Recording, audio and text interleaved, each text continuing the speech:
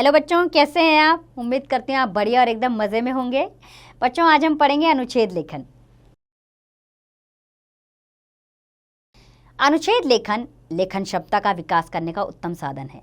अनुच्छेद लेखन से बच्चों की कल्पनाशीलता, सृजनात्मकता एवं लेखन कौशल का विकास होता है। अनुच्छेद लेखन में एक ही अनुच्छेद में विचारों को क्रमानुसार लिखा जाता है। आइए कुछ विषयों पर हम अनुच्छेद पढ़ते हैं। तो पहला विषय हमारा मीठे बोल सबसे बोल। तुलसीदास जी ने कहा है कि तुलसी मीठे वचन ते सुख उपवन चहुओर, अर्थात मधुर वचन से चारों ओर सुख का वातावरण बन जाता है। वाणी में इतनी शक्ति होती है कि हम किसी को भी अपना बना सकते हैं। यदि हम प्रेम पूर्वक किसी से बात करते हैं तो अवश्य ही लोग हमारी ओर आकर्षित होते हैं, और यदि हम कर्कश व कठोर वचनों का प्रयोग करते हैं तो दूसरों को अपने से दूर कर लेते हैं। कोई भी हमारे साथ बात करना पसंद नहीं करता। मधुर वचन केवल सुनने वाले को ही नहीं बल्कि बोलने वाले को भी आत्मिक सुख प्रदान करते हैं। किसी के दुख में यदि हम सहानुभूति के 2 शब्द बोल दें तो वे उसे बहुत सहारा देते हैं। मृदुभाषी सदा सम्मान पाते हैं, पराये भी उनके अपने बन जाते हैं यदि उनकी प्रशंसा करते हैं। मधुर वाणी बोलने वाले कभी क्रोध नहीं करते बल्कि प्रेम व सौहार्द से समाज में मेल जोल बढ़ाते हैं।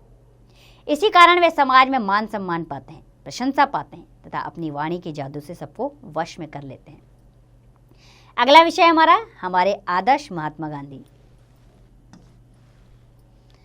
सत्य और अहिंसा के पुजारी राष्ट्रपिता महात्मा गांधी का पूरा नाम मोहनदास करमचंद गांधी था।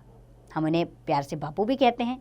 इनका जन्म 2 अक्टूबर 1869 में गुजरात के पोरबंदर नामक स्थान पर हुआ था। इनके पिताजी करमचंद गांधी राजकोट के दीवान थे। इनकी माता पुतलीबाई धार्मिक विचारों वाली महिला थी। वे वकालत की शिक्षा प्राप्त करने के लिए इंग्लैंड भी गए थे। उन्होंने स्वदेश लौटकर मुंबई में वकालत शुरू की। एक मुकदमे की पैरवी करने के लिए वे दक्षिण अफ्रीका गए थे।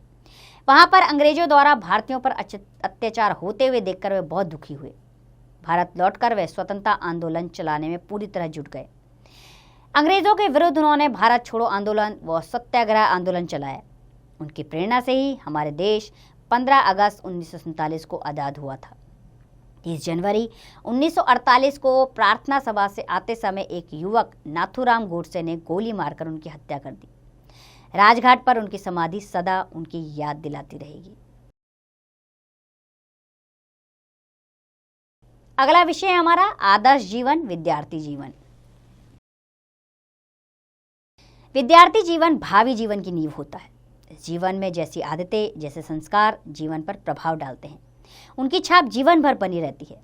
अतः इस समय हमें अच्छी आदतों को अपनाना चाहिए। इस काल में बच्चों को जैसे संस्कार सिखाए जाते हैं वे वैसा ही बन जाता है, क्योंकि यह अवस्था उसके सीखने की अवस्था होती है। एक आदर्श विद्यार्थी सदैव सादा जीवन व्यतीत करते हुए ऊंचे विचारों को प्रस्तुत करता है। वह अत्यंत लगनशील, संयमी, सत्यवादी, ईमानदार, आज्ञाकारी, विनम्र तथा सुशील होता है। वह अपने सभी कार्यों को समय पर उचित ढंग से करने के लिए तत्पर रहता है तथा कभी दूसरों पर निर्भर नहीं रहता। वह अपनी पढ़ाई के साथ साथ घर के कार्यों में भी सहायता करता है। एक आदर्श विद्यार्थी सुबह जल्दी उठता है तथा रात को जल्दी सो जाता है। वह सुबह उठकर सबसे पहले अपने माता पिता तथा बड़ों का अभिवादन करता है। इसके पश्चात शौच आदि से निवृत्त होकर हल्का व्यायाम करता है।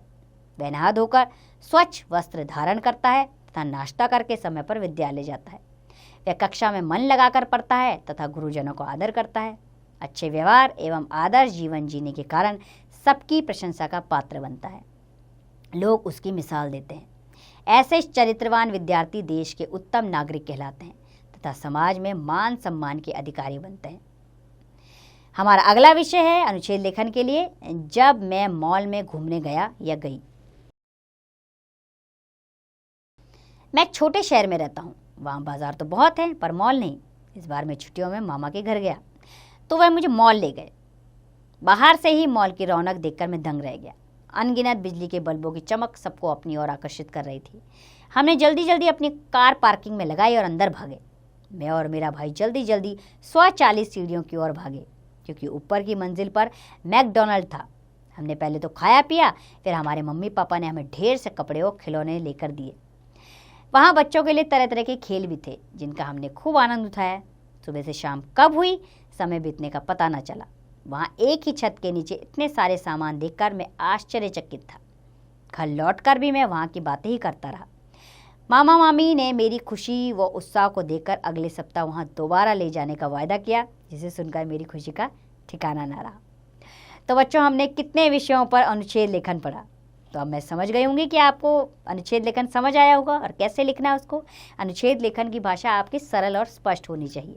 अब आप भी किसी भी विषय में अनुच्छेद लेखन लिखने का अभ्यास कीजिए और इसका अभ्यास कार्य स्वयं कीजिए।